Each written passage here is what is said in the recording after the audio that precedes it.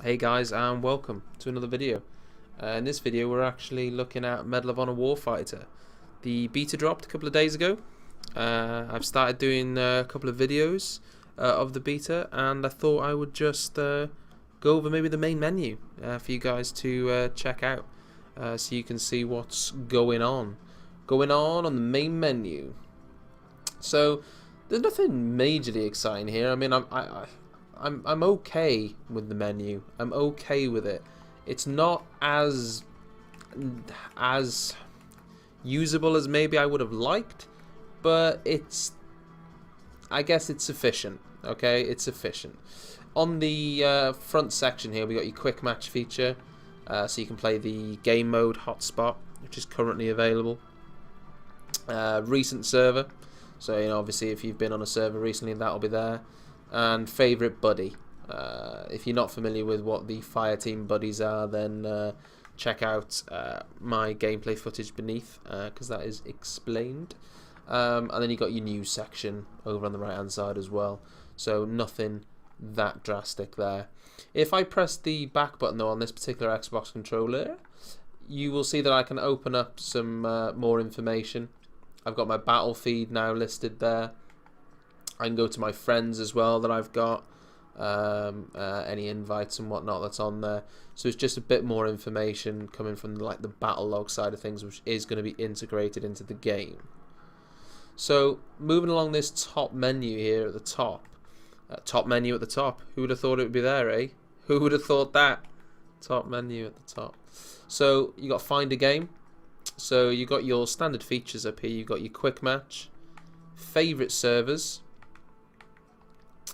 So any servers that obviously you really like and you decided to keep. Recent servers, so servers you've been on and you've been chilling out on, and you thought maybe, oh, I like that server from the other day but I didn't favorite it. You can just hop on and you can look which ones you were on. And then you've got your server browser as well, which is quite interesting because that suggests that the consoles are indeed going to have a server browser. So that's some useful information. I didn't realize that, but looks like they are. So moving along, we go along to my soldier selection. And this is where it gets a bit more interesting really, because if you don't already know in the game, there's essentially 10 countries within the game, 12 tier 1 operators, because America has 3. 3 because they're greedy, but they're all cool, so I guess we'll allow that.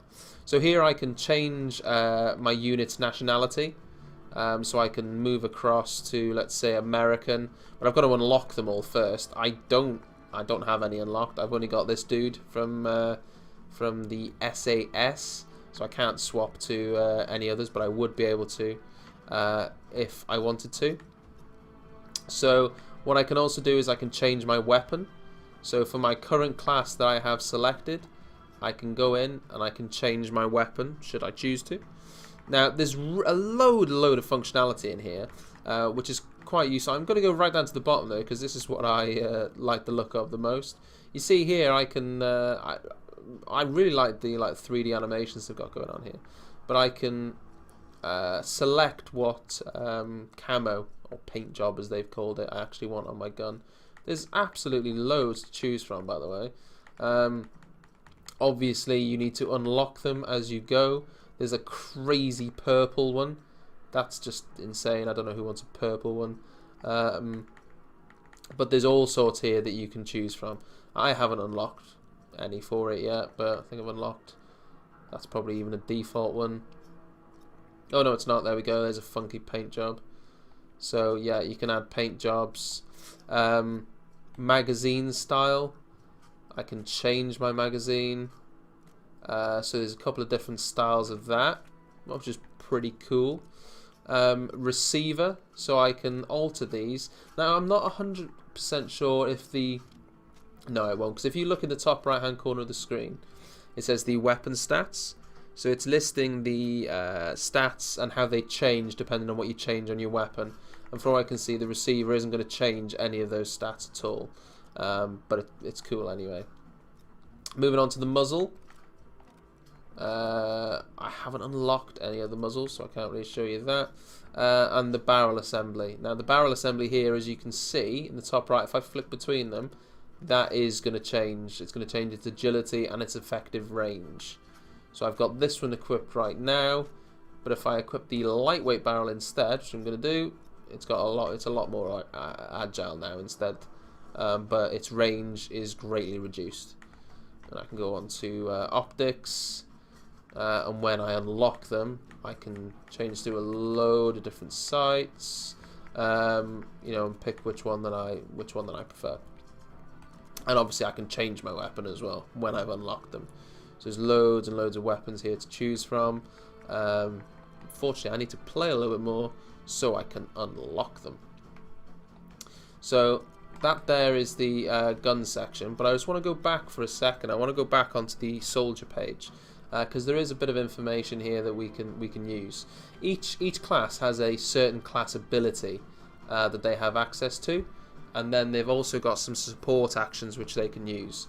Now, if I give you an example here of the, let's use the assaulter class, the Polish Grom assaulter. In fact, his class ability down in the bottom right hand corner is he has a grenade launcher.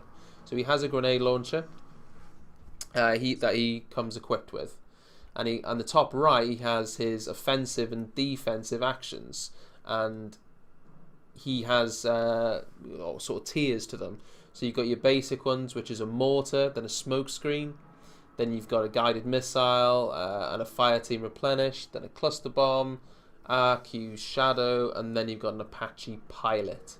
So these are the sort of things that you have for each individual class. As I move along, each of them is different. For instance, this class here, the point man, has a RQ Raven, which you will have seen in the my gameplay footage if you've seen that. And his class ability is high-powered ammunition. So that changes depending on the class that you're with, which is pretty cool. So there's loads of classes, there's loads of guns, well, there's loads of soldiers within those classes, I mean, and loads of guns, so there's tons of stuff to unlock when the game actually does come out. In terms of your platoon, that's mainly linked to your battlefield, or your battle log, I should say. So the sort of platoon that you're used to seeing on battle log, you can add a platoon, create a platoon, that sort of thing.